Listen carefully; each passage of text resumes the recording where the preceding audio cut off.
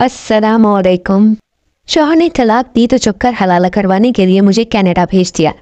Ticket और Canadian dollar देकर कहने लगा एयरपोर्ट पर तुम्हें मेरा दोस्त लेने आएगा। मेरे पास कोई चारा न था। खानदान वालों से चोरी हलाले के लिए कनाडा चल पड़ी, लेकिन वहां पहुंची तो होश उड़ गए जब हलाले के नाम पर 16 मर्द। मैं हक्का बक्का अपने शौहर को देख रही थी। वो अपना सर पकड़े बैठा था और मैं पत्थर के मुजस्मे की तरह वहां खड़ी थी। जो कुछ देर पहले हुआ था वो मुझ पर कयामत बनकर टूटा। हालांकि बात इतनी बड़ी भी नहीं थी, लेकिन बात बहुत ज्यादा बढ़ चुकी थी, बल्कि खत्म हो चुकी थी। मर्द के मुंह से निकले 3 लफ्ज औरत को कहीं का नहीं छोड़ते। उसकी उम्र भर की रियासत बस 3 लफ्जों पर खाक में मिल जाती है। मेरे साथ भी ऐसे ही हुआ था। मेरी और जैन की मोहब्बत की शादी थी। हम दोनों ने अपने घर वालों से लड़ झगड़ कर ये शादी की थी। जैन की फैमिली मेरे ही मोहल्ले में सामने घर पर किराएदार बनकर आए थे। वहीं से हमारी मोहब्बत का सिलसिला शुरू हुआ। हमारे यहाँ शादी पंजाबियों में ही की जाती थी। जैन सिंधी था। हमारी मोहब्बत जब परवान चढ़ चुकी तो मैंने जैन से कहा कि वो अपना रिश्ता मेरे लिए भेजे। जैन ने जब मेरे लिए अपने घर वालों से बात की तो एक तूफान सा बर्पा हो गया था। वो कहने लगी कि हम सिंधियों के अलावा किसी से भी शादी नहीं करेंगे, और यही हाल मेरे घर वालों का था। वो मेरी शादी पंजाबियों से बाहर करना ही नहीं चाहते थे, लेकिन हम दोनों ने भूख हड़ताल शुरू कर दी।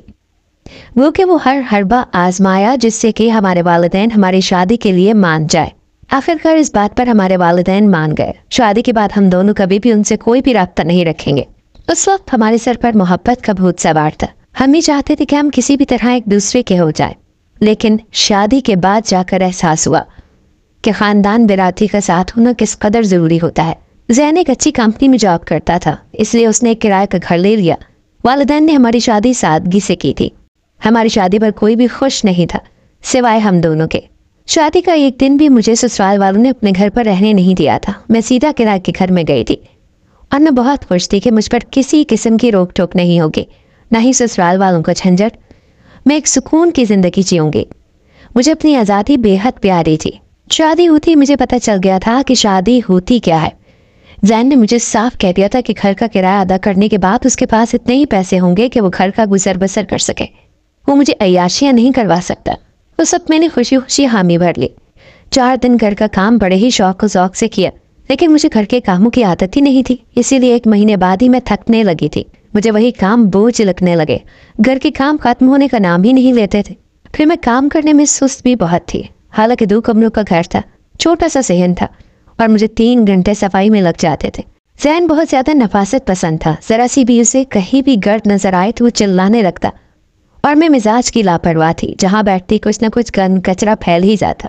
एक बार मैं सोफे पर बैठी मूंगफली खा रही थी तो मूंगफली के छिलके कुछ मेरी गोद में थे, कुछ जमीन पर गिर चुके थे।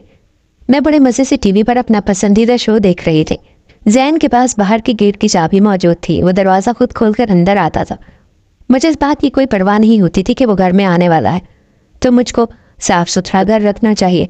फिर खाना मैंने चूल्हे पर रख दिया था, और अपना पसंदीदा शो देखने के चक्कर में ये तक भूल गई थी कि चूल्हे पर खाना रखा है। जैन जब घर में दाखिल हुआ तो जले हुए खाने की बूझ की नाक से टकराई।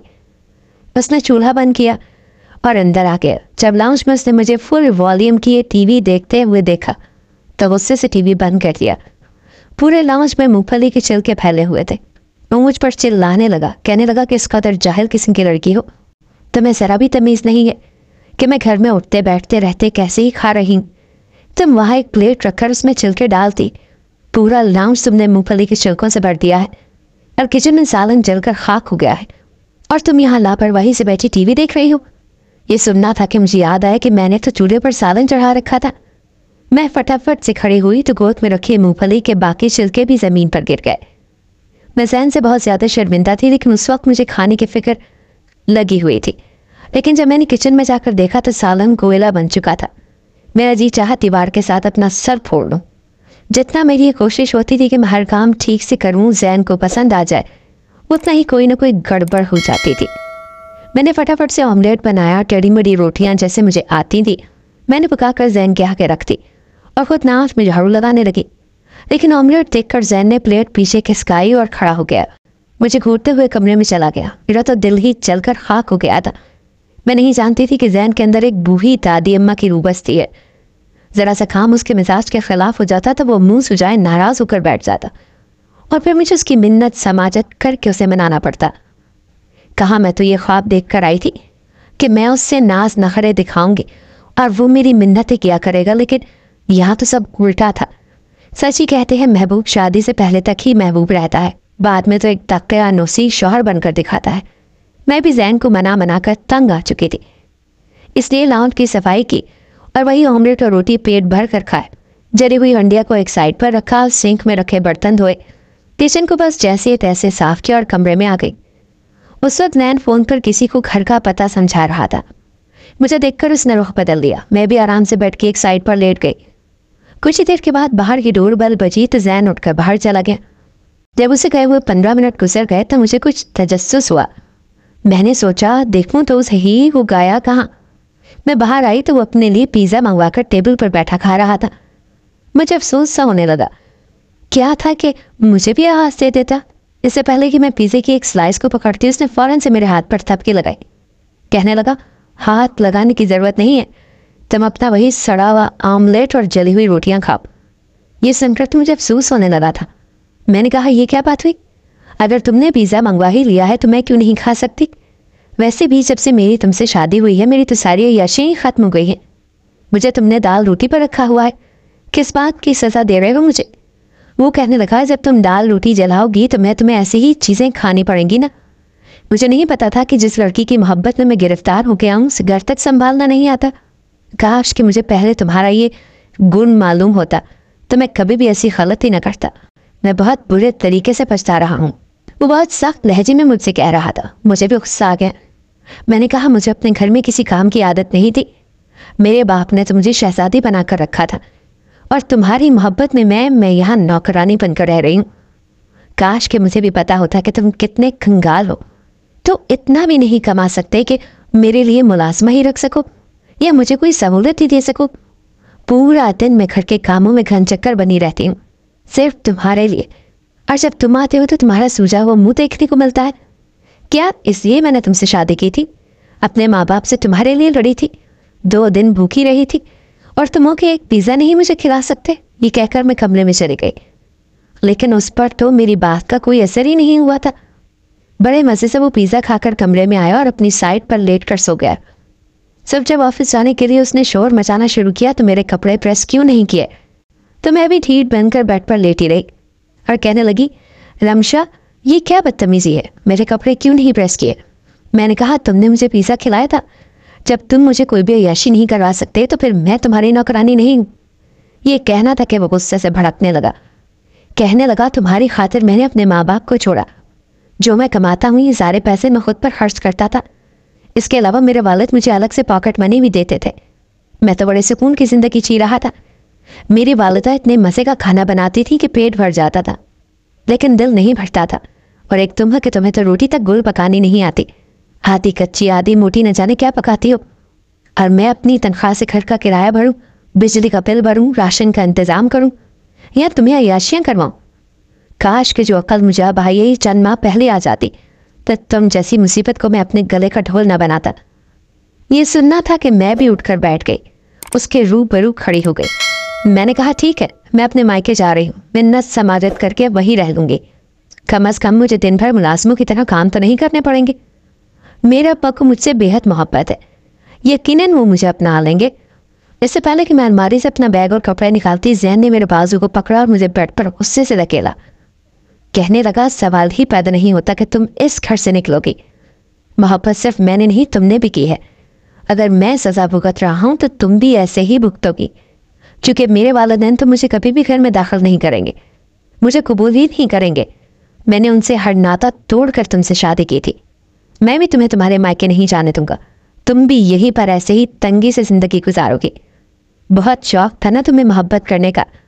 क्या तुम भूल गई हो कि सबसे पहले तुमने ही मुझे देखकर स्माइल दी थी। मेरे इशारे किनारों पर तुमने ही हमेशा मुझे पॉजिटिव जवाब दिया था। तुम चाहती तो मुझे घूर सकती थी, मुझे डांट सकती थी, मैं फ़ौरन से पीछे हट जाता, लेकिन नहीं, तुम्हें भी मैं अच्छा लगता था। अब जब ये शादी के नाम पर मुसीबत हमने अपने गले में डाल दी है तो फिर तुम भी बराबर की सज़ा काटोगी। चाहो तो घर का काम तरीके से करके ज़िंदगी को अच्छा बना लो, चाहे यूं ही सड़ते कुड़ते ज़िंदगी गुजार दो।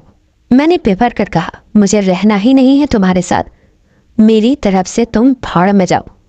میرا یہ کہنا تھا کہ ایک زوردار تھپڑ اس نے میرے منہ پر مارا تھا۔ کہنے لگا خبردار جو میرے آگے زبان چلائی تو۔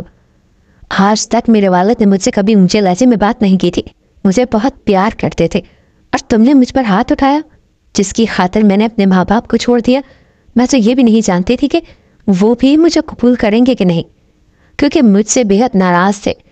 میں نے اس کا گریبان پکڑ کر بری طرح سے جھنجھوڑ دیا کہ اس کی شرٹ کے 3 برتن تک ٹوٹ کر گر گئے۔ وہ بھی بہت غصے میں تھا، اسی لیے وہ مجھے مارنے لگا، لیکن میں نے بھی جہاں پر خاموشی سے اس کی مار نہیں کھائی تھی، میں پورا مقابلہ کرنے لگی۔ ہم لوگوں کی لڑائی جھگڑا اس قدر بڑھ گیا کہ اس نے مجھے کھڑے 3 بار طلاق دے دی۔ وہ لفظ تھے یہاں پر کوئی قیامت جو مجھ پر ٹوٹی تھی، ایک دم ہی میں نے اس کا گریبان چھوڑ دیا۔ میری خروچوں کے نشان اس کی گردن پر اس کے چہرے پر پڑے ہوئے تھے، کیونکہ میں نے بری طرح سے اس کا گلا اور چہرہ نوچا تھا۔ میرا چہرہ بھی اس کے تھپڑ مارنے کی وجہ سے سرخ تھا، لیکن اب وہ بھی ایک دم چپ سا ہو گیا تھا۔ میں اسے کئی قدم پیچھے ہٹ گئی، دیوار کے ساتھ جا کر لگ گئی، اپنا سر پکڑ کر بیٹھ گیا۔ کچھ دیر تو ہمارے درمیان صرف ایک طویل خاموشی ہی قائم رہی۔ اس نے مجھے جھجکتے ہوئے دیکھا پر کہنے لگا کہ میرا ایسا کوئی ارادہ نہیں تھا، میں تو صرف تمہیں سمجھانا چاہتا تھا۔ لیکن غصے میں اس نے بس اتنا ہی کہا کہ میں پھوٹ کر رونے لگی، کیونکہ میرا بھی ایسا کوئی ارادہ نہیں تھا۔ میں بھی اسے ڈرانے کے لیے ہی اپنی پیکنگ کر رہی تھی تاکہ وہ اپنا رویہ میرے ساتھ ٹھیک کر لے، لیکن جو کچھ ہمارے بیچ ہو چکا تھا اس نے چند پل میں ہی ہمیں ایک دوسرے کے لیے محرم سے غیر محرم بنا دیا تھا۔ میں اپنے کمرے سے باہر نکل گئی۔ میری پوری رات ناؤچ میں صوفے پر بیٹھے روتے گزری تھی۔ سب تک میرا بھی غصہ ختم ہو چکا تھا، اور زین کا بھی۔ ہم دونوں اپنی جگہ کھڑے پچھتا رہے تھے، یہ ہم نے کیا کر دیا۔ پھر مجھے کہنے لگا تم چاہو تو اپنے والدین سے بات کر کے واپس جا سکتی ہو، کیونکہ یہاں پر رکنے کا اب تمہارا کوئی جواز نہیں رہا۔ اس نے مجھے موبائل دیا اور کہنے لگا لو اپنے گھر والوں سے بات کر لو۔ میں نے اپنے گھر فون کیا تھا، میری والدہ نے فون اٹھایا، مجھے غصے سے کہنے لگی کہ خبردار سے تم نے ہم سے کوئی بھی رابطہ رکھنے کی کوشش کی۔ میں نے تو انہیں بھی یہ بتایا ہی نہیں تھا کہ میرے ساتھ کیا سانحہ گزر گیا۔ وہ کچھ سننے کو تیار ہی نہ تھی، کہنے لگی تم ہمارے لیے مر گئی ہو، اسی لیے یہاں پر پلٹ کر بھی مت دیکھنا، کیونکہ میں جانتی تھی کہ جو شادی ماں باپ کی رضامندی کے بغیر کی جائے اولاد کبھی بھی خوش نہیں رہ سکتی۔ تب میری آنکھوں سے آنسو بہنے لگے تھے۔ شاید ہم دونوں کی طلاق کی وجہ ہمارے ماں باپ کی ناراضگی ہی تھی۔ میں نے فون بند کر دیا۔ میں نے کہا ایسا کرو زین، مجھے شہر لا دو، کیونکہ میرے پاس اب کوئی بھی گھر نہیں بچا جہاں میں جا سکوں۔ میں یہاں رہ نہیں سکتی کیونکہ تم نے مجھے ہر رشتے سے آزاد کر دیا ہے، اور میرے گھر والے مجھے رکھنے کو تیار نہیں۔ اگر میں یوں باہر گئی تو یقیناً برباد ہو جاؤں گی۔ یہ کہہ کر میں پھوٹ کر رونے لگی تو زین میرے پاس آ کر گھٹنوں کے بل بیٹھ گیا، کہنے لگا مجھے معاف کر دو، میں سچ کہہ رہا ہوں کہ میرا ایسا کوئی ارادہ نہیں تھا۔ میں تم سے لڑ جھگڑ کر تمہیں سمجھانا چاہتا تھا۔ پھر کہنے لگا اس کا ایک ہی راستہ ہے، وہ ہے حلالہ۔ میرا ایک دوست ہے جو کینیڈا میں رہتا ہے، تم ایک کام کرو، میں تمہیں اس کے پاس کینیڈا بھیج دیتا ہوں۔ وہ تم سے شادی کرے گا اور چند دن بعد ہی طلاق دے کر واپس بھیج دے گا۔ اس طرح سے ہمارا حلالہ ہو جائے گا، ہم پھر شادی کر لیں گے اور ہم کبھی نہیں لڑیں گے۔ میں تمہاری تمام عادتوں کے ساتھ سمجھوتا کر لوں گا۔ وہ اس وقت نم آنکھوں سے یہ کہہ رہا تھا اور کہنے لگا کہ ٹکٹ اور ویزا سب کچھ میرا دوست بھیجے گا۔ میرے پاس کوئی دوسرا راستہ نہیں بچا، اسی لیے میں نے حامی بھر لی۔ چند دن میں ہی میرا ویزا اور ٹکٹ آ چکا تھا۔ میں کینیڈا چلی گئی۔ وہاں ایئرپورٹ پر واقع مجھے اپنے شوہر کا دوست مل گیا، مجھے اپنے گھر لے گیا۔ لیکن جیسے ہی میں اس کے گھر گئی میرے ہوش اڑ کے رہ گئے۔ وہ گھر نہیں بلکہ ایک حلالہ سینٹر تھا۔ وہاں پر بہت سارے مرد موجود تھے جو حلالہ کرنے کے لیے تیار کھڑے تھے۔ یہ دیکھ کر میں بری طرح سے گھبرا گئی۔ مجھے لگا جیسے میری عزت یہاں پر محفوظ نہیں رہے گی۔ شاید زین نے مجھے بری طرح سے پھنسوا دیا تھا، مجھ سے جھوٹ بول کر بھیجا تھا۔ اسے پیسوں کی سخت ضرورت تھی، شاید اس نے اس لیے یہ ڈرامہ رچایا تھا۔ بہرحال میں نے اس کے دوست سے کہا کہ میں کل آپ کے ساتھ حلالہ کروں گی، ابھی میں سفر سے تھکی ہوئی آئی ہوں۔ وہ فوراً سے مان گیا۔ اگر میں پہلے ہی لڑتی جھگڑتی تو وہ شاید زبردستی میرے ساتھ گناہ کرتے۔ جیسے ہی رات ہوئی اور وہ لوگ سو چکے، میں گھر سے چپ چاپ باہر نکل آئی اور کینیڈا میں ہی ایک اولڈ ہاؤس میں نوکری کر لی، جہاں پر بوڑھی خواتین کو سنبھالتی تھی۔ میں نے اپنی زندگی وہیں پر گزارنے کا فیصلہ کر لیا۔ مجھے اپنے والدین کی مخالفت کر کے کبھی بھی شادی نہیں کرنی چاہیے تھی۔ میں نے غلطی کی تھی اور جس کا کوئی بھی ازالہ نہ تھا، اسی لیے اپنی باقی کی زندگی میں نے اسی اولڈ ہاؤس کی نظر کر دی۔ اگر کہانی اچھی لگی ہو تو ویڈیو کو لائک کرو. مزید اس طرح ویڈیو دیکھنے کے لیے ہمارے چینل کو سبسکرائب کریں. ملتے ہیں اگلی ویڈیو میں. اللہ حافظ.